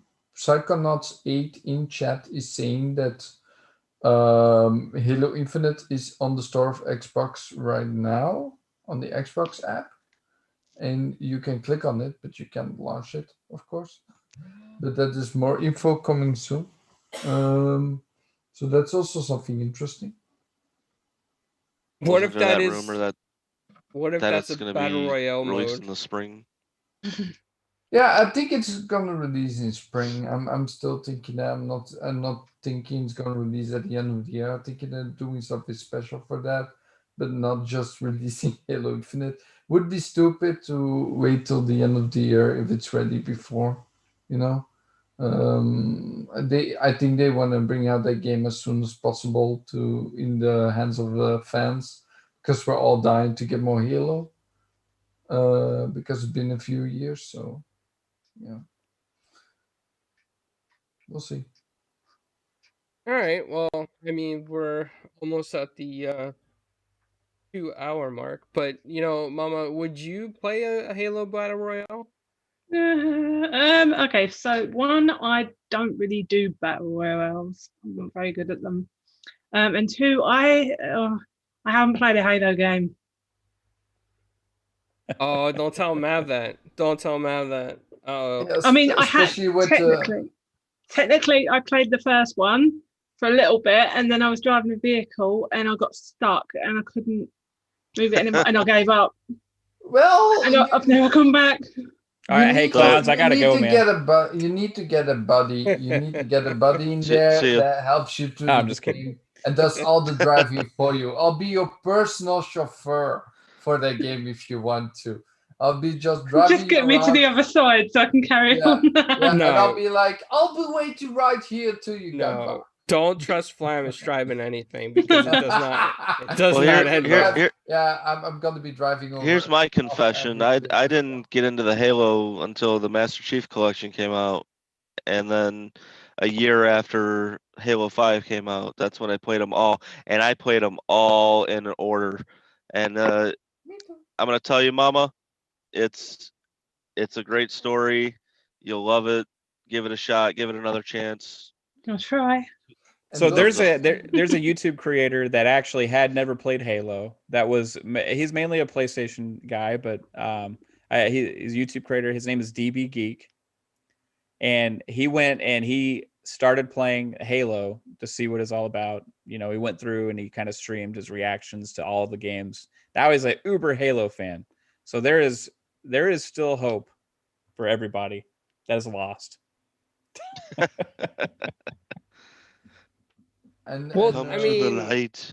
just don't look too much up about Halo 5 because they're saying the story is bad, Yeah. but it's because of the marketing that came before listen, as well. No, the marketing before Halo 5 was freaking incredible.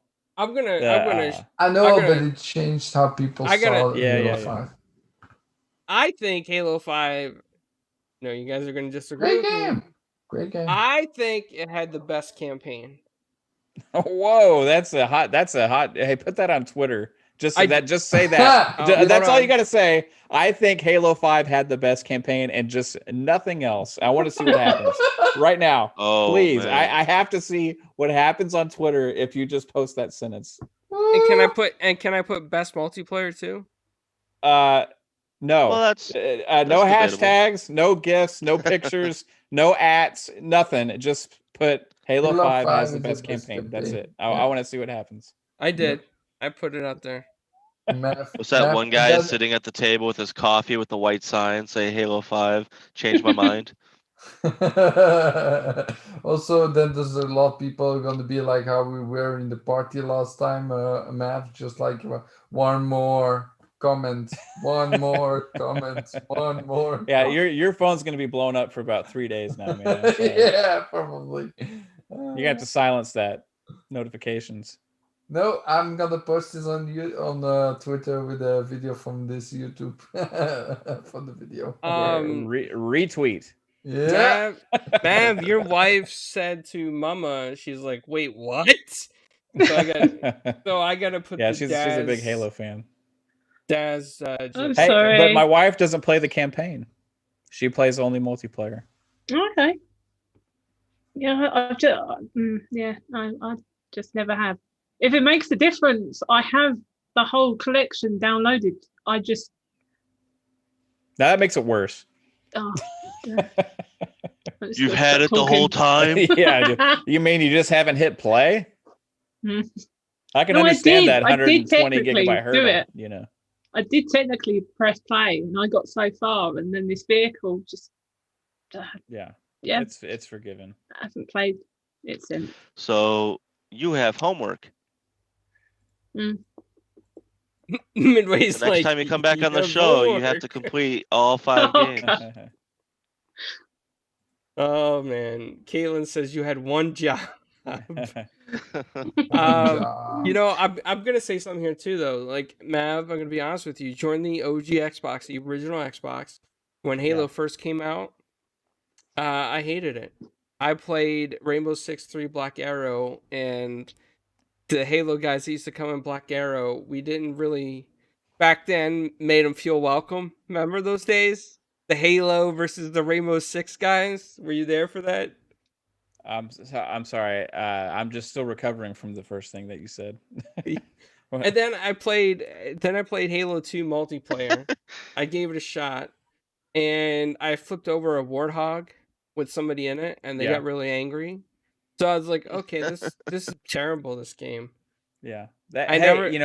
Everybody has their own Halo journey, as long as you eventually you're found.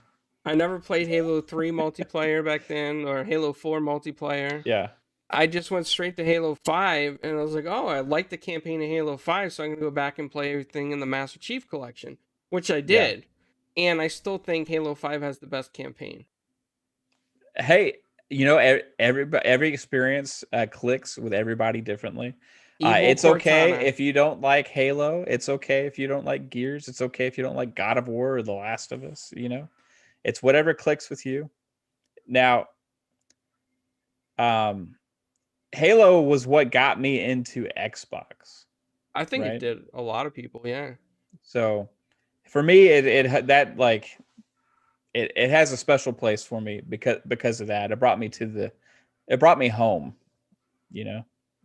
But as far as it doesn't matter. Now if you want to say Halo is trash and just to piss somebody off, then I got problems with you. But there's nobody saying that here, so that's fine. No, I would never say a game is trash like that, because Yeah, I think I mean neither.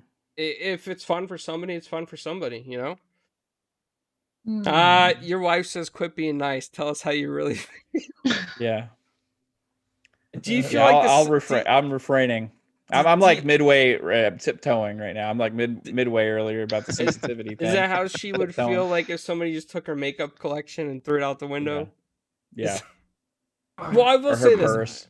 I think that Halo 5, for me, Halo 5 is what got me into the other Halos. I went back and played them. And I got to That's say, awesome. I like the stories. I did end up liking the stories. Yeah. I really didn't get a chance to play the multiplayer back then because I skipped when they launched. And going back with you guys now, it's a lot of fun. I will say that. Even though I'm not good, like Nukem and a crazy Greek dude, and who's the other guy?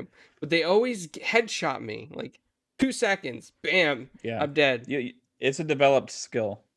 Yeah, You play that Halo, your reticle stays on the head. it is. No, Halo multiplayer it can be difficult if you don't practice. I will agree with you there. It takes skill to play Halo multiplayer.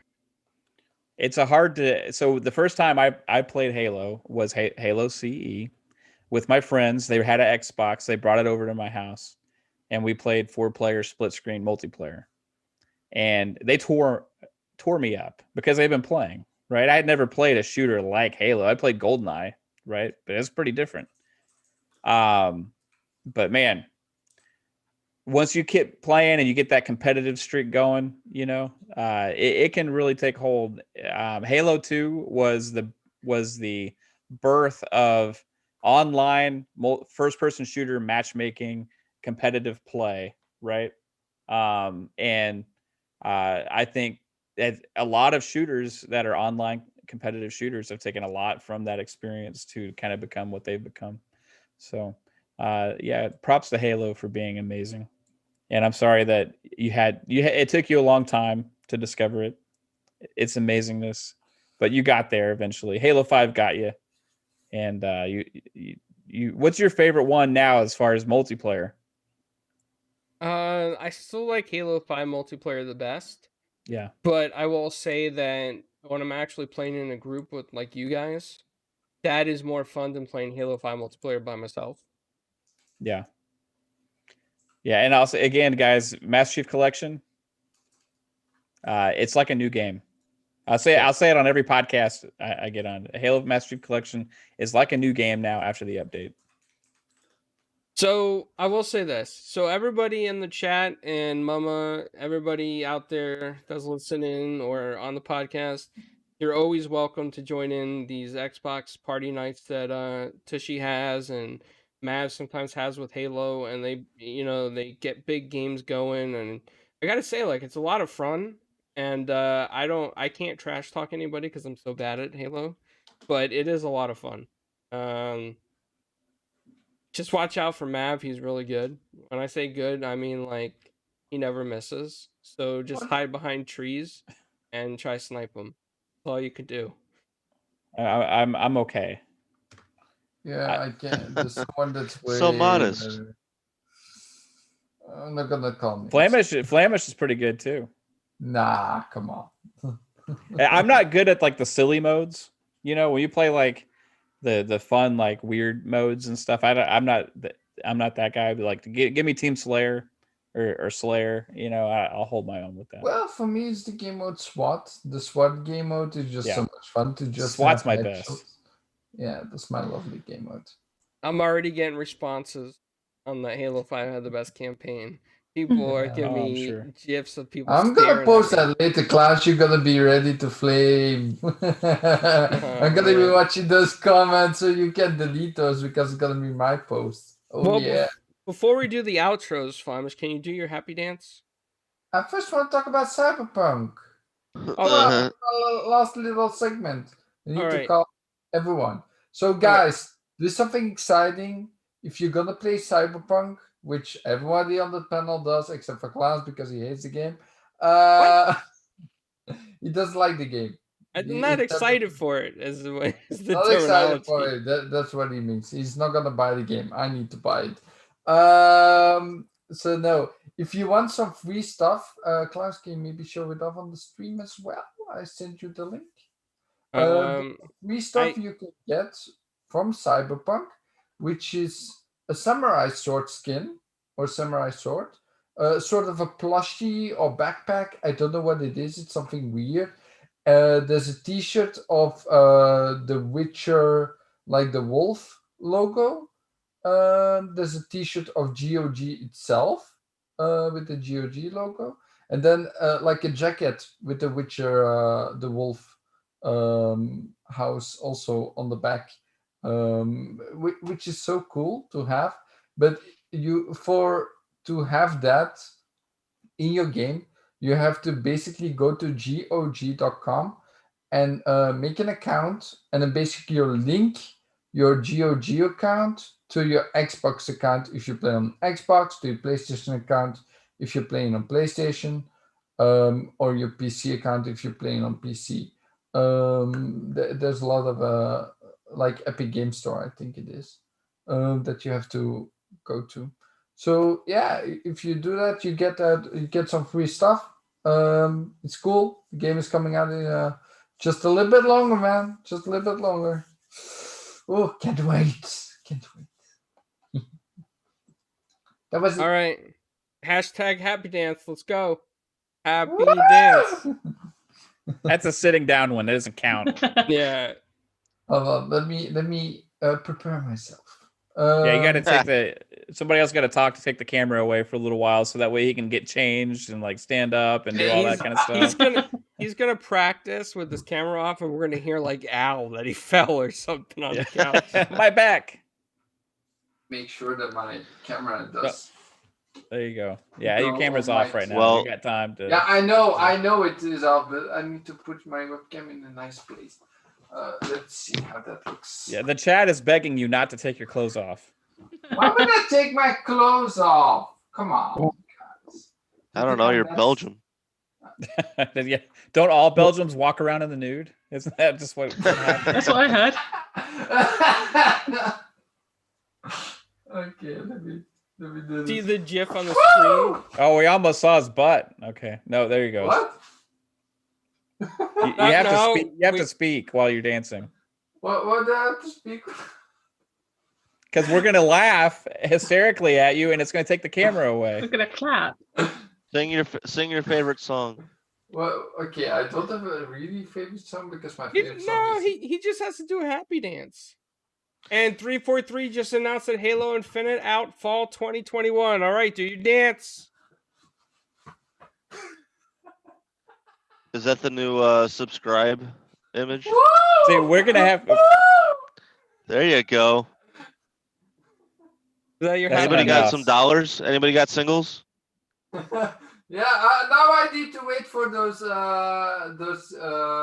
those monies to get in, you know, get monies over here, you know. Is this the new Borat movie? I think he's trying out for his OnlyFans page. Just feel good, feel good. There you go. He's Move around. dancing. Help the back out. Hey, I can do this. Hey. There you go. Nah, that's it, boys. All right, That's sit it. your ass down. We're done with this. Yes. All right, well, we're about to get out of Great here. job, Flamish. Great job. Yeah, it was live on television, that's for sure. Have a Board- snoop kiss. He doesn't have any. He's out. Yes. Oh, wine gums or whatever they're called. Yeah, wine gums. Well, we're gonna go ahead and do our outros. So, Mama, where can people find you? And thank you for coming on, by the way. It's always appreciated. You're very welcome. Thank you for having me. You can find me over on Twitter. That Mama Rocks. Twitch. That Mama Rocks. Everywhere that Mama Rocks. And yeah. Oh, go ahead. I was just gonna say, have your Twitter handle up under your image as well, so people can find it. Oh, there you go. Yeah. I also write for MHG as well. You can find me over there. Nice. I think the link's on my Twitter. Yeah. All right. Well, it was awesome having you on, and that Bioware talk was really good. It was really good to have somebody on that knew what was kind of like going on and who they were. Because I gotta be honest with you, unless I read that article, I had no clue who those guys were. So yeah, I know. Shocking. I know. So I'll get to the next guy so he can fall asleep peacefully. Flamish, where can people find you, man? When you're not doing the Flamish experience or doing a happy dance or playing WoW. Yes. Yeah, when I'm playing WoW, it's in my free time. Of course, I'm not gonna do that on stream. I want to enjoy the game fully with some friends on Discord and stuff. Don't really want to be bothered by reading chat and just want to enjoy that game for because it's my MMO of choice. For all the other stuff, you can find me on Flemish for the Flemish experience on Sunday at 4 p.m. EST. Then I have RetroRenegades. I'm going over for 5 minutes or so because I need to go to sleep re soon because I have an early shift tomorrow. But every Tuesday at 7 p.m. EST. However, guys, we're taking a little break till beginning of next year. We're gonna announce that on the show itself. On Retro Renegades, you mean? Yeah, on RetroRenegades. We're taking a break just to reload our batteries, I would say, get over to the new year and just go with full swing like we always do in RetroRenegades. And yeah, then of course on this channel for doing a lot of interviews with clowns as a co-host and all the stuff on here as well. And I also stream some games on Twitch. It's random. You have to follow me. I don't know when I'm streaming, but just I need to record my games basically to show off on my Flemish experience. So I have to stream some games to have the gameplay on my VOD on Twitch. So that's it. Sounds good, man. And you just had an awesome show anyway with Lord Sovereign from Iron Lords podcast. So everybody go check that out on Flamish Experience. It was a really cool show. I hope you guys didn't miss it. If you did, just catch that replay. And Mav, where can people find you, man? They can find me right here, obsessively going to 343's website to see this Halo Infinite news that I thought you were joking about just a minute ago. That is breaking news. You heard it here first, everybody. 343 announces Halo Infinite is fall 2021. New launch window is announced. Clown said it first, even before 343 tweeted it. I'm going to check the timestamps. All right, guys. Yeah, you can find me on Twitter at Fun Speculation, on YouTube, Fun Speculation. Fridays on Xbox Ultimate Podcast with my wife, Caitlin. Also here every Tuesday. And Fridays during the day, Next Gen Squad Podcast. That's on Mads Gaming channel. And yeah, that's it. Nice. And Midway, you know what I'm going to say about you. I'm always going to say this. I'm always going to say it. You ready? Go ahead. I guess. The biggest forearms. All right, yeah. So Midway, when you're not hulking it up in Chicago and working out and looking like Bruce Banner, the man himself when he turns green, where can people find you? Well, I've been quarantining for over a week and a half, so I feel like Dr. David Banner.